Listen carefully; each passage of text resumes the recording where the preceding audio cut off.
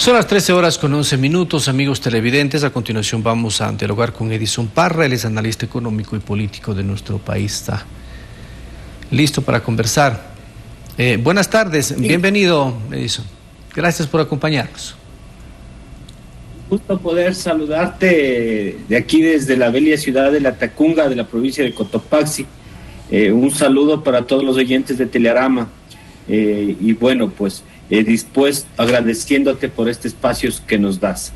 Al contrario, a usted por aceptarlo. El tema de la venta del Banco del Pacífico que ha anunciado el presidente de la República y ha ratificado a través de varios ministros, ¿cómo lo mira usted? ¿Ese es el camino adecuado? Es decir, la venta de este banco que ha sido incluso uno de los que mayores regalías ha tenido en el tema del sistema bancario en años anteriores y ahora ha bajado algunos puestos con respecto a este tema. ¿Cómo lo mira usted? Yo creo que deberíamos analizarle la parte jurídica, ¿no? La Constitución del Estado en el artículo 299 y 303 establece que los recursos públicos tienen que ejecutarse o tienen que direccionarse por la banca pública. Esto es de acuerdo a la ley. Eso en primer lugar. Segundo, deberíamos tener muy claro que este es un patrimonio público, que este es un patrimonio estatal y por lo tanto es de interés público. Para ello, nosotros consideramos que es vital e importante que primero se defina la parte jurídica, la parte legal, porque no se puede ir en contra del derecho. En segundo lugar, consideramos que en el caso de venderse algunos activos, deberían ser aquellos que no cumplan o no tengan el objetivo de todo negocio, que es tener márgenes de utilidad. El Banco del Pichincha ha tenido un incremento desde la década anterior, siendo el segundo banco más grande del país, solo siendo superado por el Banco del Pichincha.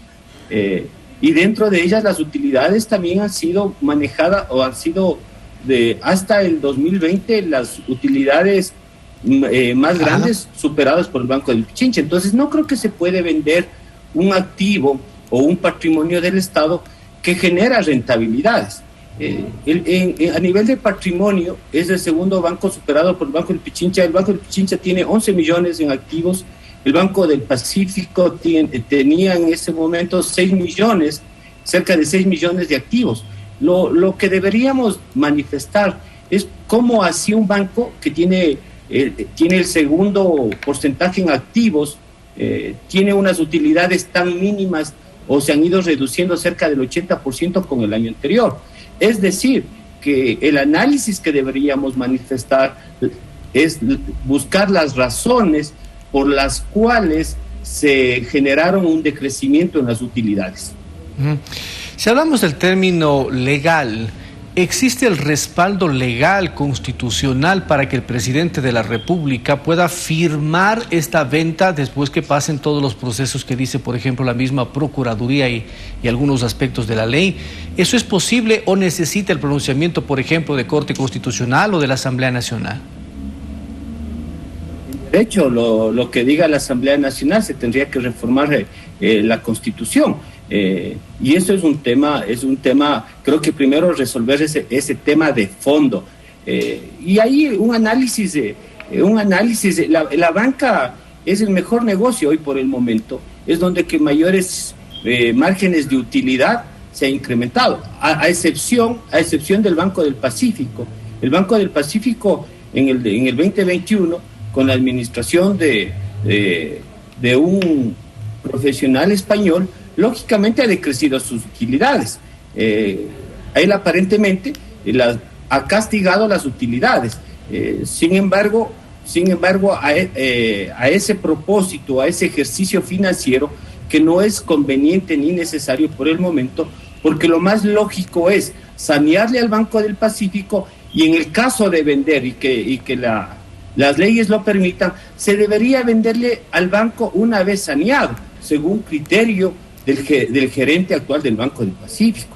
Entonces, lo que nosotros consideramos que es vital e importante, que se debe defender al Seguro Social porque es rentable. Segundo lugar, consideramos que si ya se tiene la idea desde el gobierno central del vender del Banco del Pacífico, podría ser una opción trasladar a la deuda que mantiene el Estado con el Seguro Social, una deuda que asciende a más allá de 16.000 millones de dólares. El Banco del Pacífico, según el presidente de la República, lo quiere vender para luchar contra el hambre y la desnutrición en el país.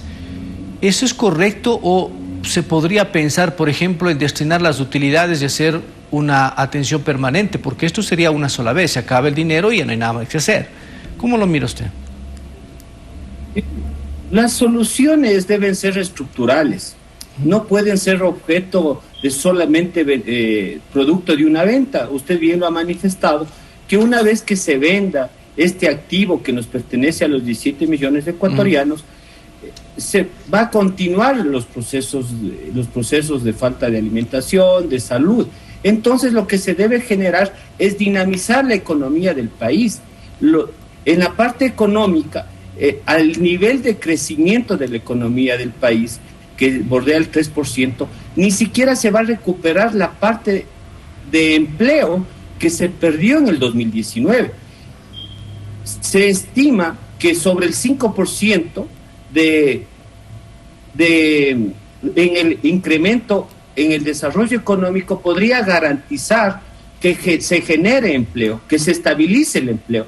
Entonces, en la parte económica, el gobierno tiene que estar preocupado en desarrollar la parte productiva en lugar de vender los activos, porque usted bien lo ha manifestado, lo que puedan vender el día de hoy será solamente una solución parcial momentáneamente y posteriormente, después de que se acabe el dinero, estos problemas subsistirán inclusive con mayor agresividad, si lo podemos decir así el término. Hay personas que dicen que este es el inicio de la privatización del sector público. ¿Usted considera lo mismo? Bueno, no nos olvidemos que se firmó una carta con el Fondo Monetario Internacional y esos créditos que hay que pagar, por cierto, que no nos han regalado, uno de los requisitos o de las condiciones efectivamente es vender los activos o el patrimonio de los 17 millones de ecuatorianos, dentro de ellas las eléctricas, dentro de ellas la parte de telefonías y incluido el Banco del Pacífico. Pero también se manifiesta dentro de esos parámetros, lógicamente, el generar un país o un Estado esbelto y que implicará que el gasto corriente tiene que reducirse, y si se reduce el gasto corriente quiere decir que existirá despidos en el sector público. Y este tipo de decisiones que está tomando ya este gobierno, del gobierno del encuentro, lastimosamente no ayuda o no va a provocar que se dinamice la economía o que se genere una estabilidad en las familias de los ecuatorianos. ¿El camino es correcto para recuperar la economía del país, el sector productivo, y evitar, por ejemplo, que cada año nos estemos endeudando de manera infinita para poder tapar el hueco fiscal? ¿Cómo lo mira? Creo que los ecuatorianos estamos siendo indiferentes. Nosotros estamos siendo testigos de ese endeudamiento agresivo que inclusive va contra la Constitución de tener el 40% del Producto Interno Bruto en capacidad de endeudamiento. Entonces nosotros hemos sido testigos del endeudamiento agresivo y por ahí no es la solución, porque algún rato hay que pagar. Hoy por el momento se ha generado un porcentaje alto dentro del presupuesto general para el 2022, y a pesar de que existe una reducción cerca de 3.000 millones de dólares, y que los mayores perjudicados es la educación y la salud. Entonces creo que está con un camino equivocado, y lo que se debería orientar es al fortalecimiento de la producción nacional, al fortalecimiento de la agricultura, al fortalecimiento inclusive y el desarrollo de la industria del turismo. Creo que por ahí van las soluciones, y adicional a ello deberíamos sumarle una banca comprometida con el desarrollo del país, y ahí es importante y necesario el Banco del Pacífico para que se canalice el ofrecimiento de campaña de generar a los emprendedores, a los agricultores a los emprendedores un crédito a largo plazo y a una tasa de interés, como manifestaba el señor presidente en ese momento, candidato al 1%. Creo que por ahí son las soluciones a los problemas estructurales que nuestro país está viviendo. Gracias, Edison, muy amable. Gracias por acompañarnos. Un abrazo para usted. Buenas tardes, una buena tarde y un buen fin de semana.